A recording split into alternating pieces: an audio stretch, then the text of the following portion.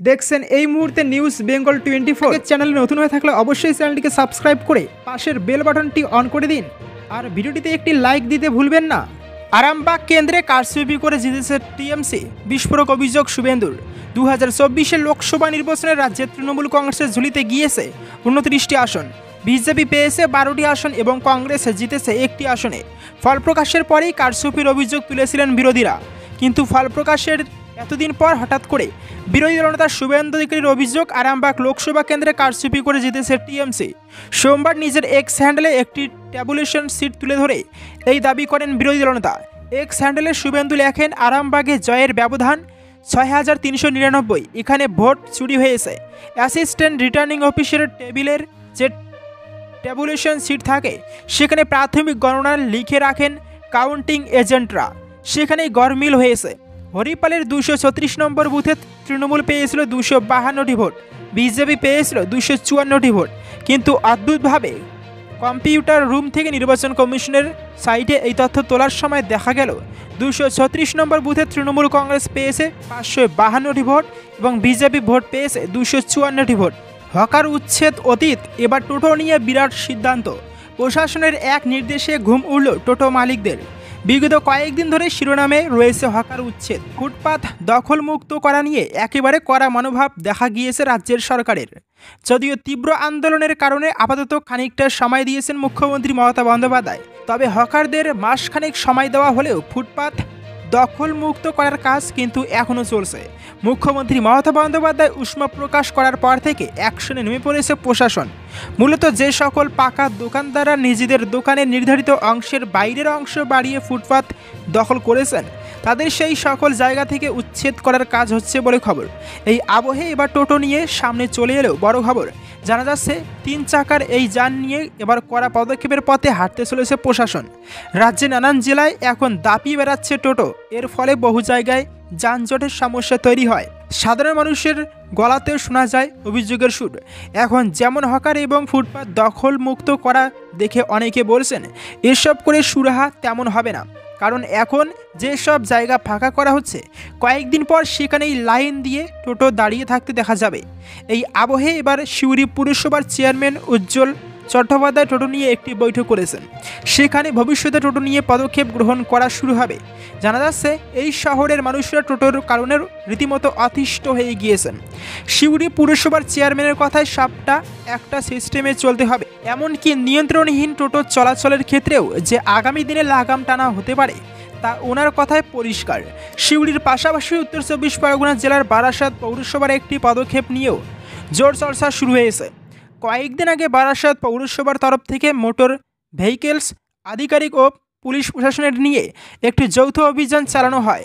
সেখানে যে সকল টোটোয় কিউআর কোড নেই সেগুলিকে বাজেয়াপ্ত করা হয়।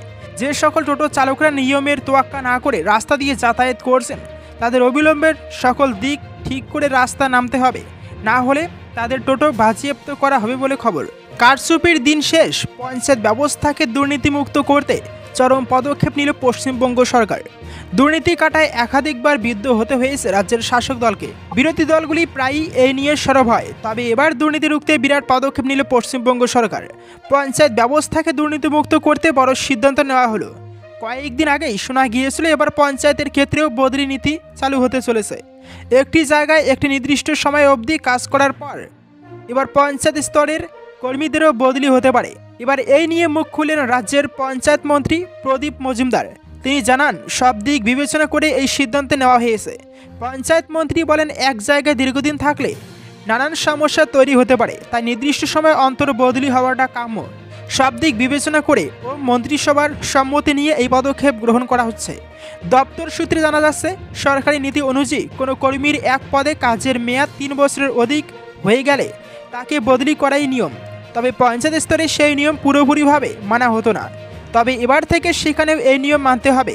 এক পদে 3 বছর হয়ে গেলেই এবার পঞ্চায়েত স্তরের কর্মীদেরও বদলি করা হবে, অর্থাৎ এক্ষেত্রেও এবার বদলি নীতি চালু করতে চলেছে রাজ্য সরকার।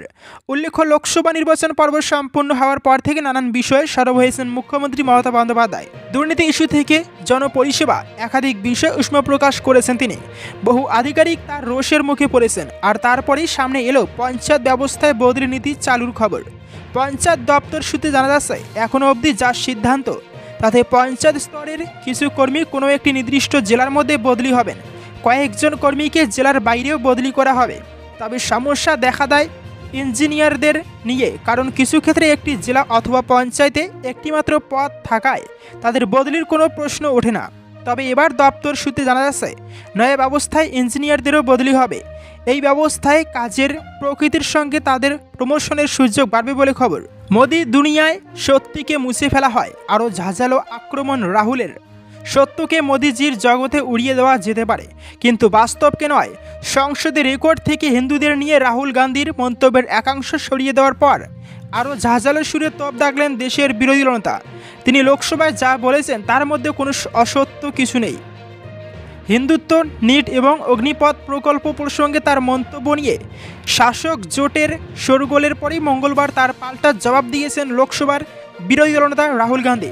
সংসদে ঢোকার আগে সাংবাদিকদের প্রশ্নের উত্তরে তিনি বলেন, মোদিজির জমানায় সত্যের কণ্ঠরোধ করা হয়, কিন্তু বাস্তবে সত্যকে চাপা দিয়ে রাখা যায় না। তারা যত খুশি কণ্ঠরোধ করার চেষ্টা করুক না কেন, আমার যা বলার তাই বলছে, সত্যিটা সত্যি। সোমবার রাহুলের হিন্দু মন্তব্যের জেরে উত্তাল হয় লোকসভা। শাসক জোটের সাংসদদের উদ্দেশ্যে তিনি বলেন, যারা নিজেদের হিন্দু বলেন তারা কেবল হিংসার কথা বলেন, ঘৃণার কথা এবং অসত্য কথা বলেন। রাজ্যপাল, রাষ্ট্রপতি, আদালতকে অমান্য করা বাংলার ট্র্যাডিশন হয়ে গিয়েছে। সংসদে দাঁড়িয়ে বিস্ফোরক সৌমিত্র। বিষ্ণুপুর লোকসভা কেন্দ্র থেকে জয়ী হয়ে ফের একবার সংসদে গিয়েছেন সৌমিত্র খা। তৃতীয়বারের জন্য সাংসদ হয়েছেন তিনি। এবার বিজেপির এই হেভিওয়েট নেতাকে সংসদে ফুল ফর্মে দেখা গেল।